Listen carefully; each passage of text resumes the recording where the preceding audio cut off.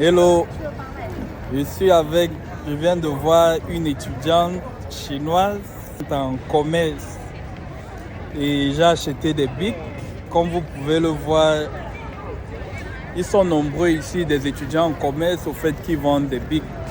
Et du coup, c'est ça. Donc tout à l'heure, je causais avec des Chinois, des étudiants en commerce qui vendent et comme stage, on leur donne des outils comme des stylos, comme d'autres choses, de réussir à vendre avec un nombre d'heures et un quota à remplir par jour.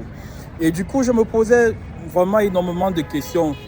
Plusieurs étudiants africains ou bien étrangers qui sont ici, là, si on leur demandait de faire la même chose, de se placer, vous voyez, nous sommes en pleine ville, hein.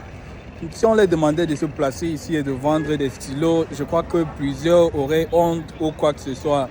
Mais j'apprécie vraiment ce côté pratique ici-là. Et je me posais la question si il n'est pas temps de copier le bon exemple.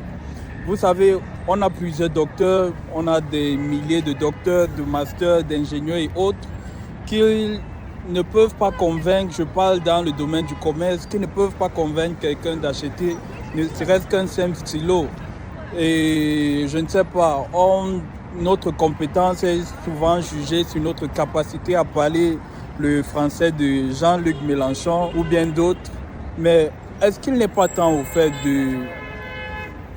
de repenser au fait notre système éducatif où on adapte, où on met des choses un peu plus en pratique?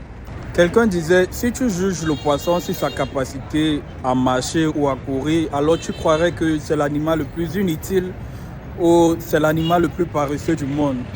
Alors, est-ce qu'il n'est pas temps d'adapter ce côté pratique-là sur notre éducation en Afrique, surtout où un étudiant en commerce est jugé sur sa capacité à convaincre, comme tout à l'heure, et envoyé en route, au lieu d'être jugé sur sa capacité d'avoir 10 sur 10 en classe ou bien de répéter ce que le prof lui dit. C'est une réflexion que j'ai juste eue tout à l'heure et je voulais partager avec vous. Je suis toujours fier de voir les Chinois être heureux ou bien être contents de leur métier. Et le bon côté ici est que les Chinois ne considèrent aucun métier comme sous-métier. Lorsque tu vois celui qui vend les beignets, il est fier de vendre les beignets. Lorsque tu vois celui qui vend, je ne sais pas, le stylo, il est fier de vendre ses stylos. Il espère peut-être mieux, il peut espérer mieux, mais il est d'abord fier de ce qu'il fait.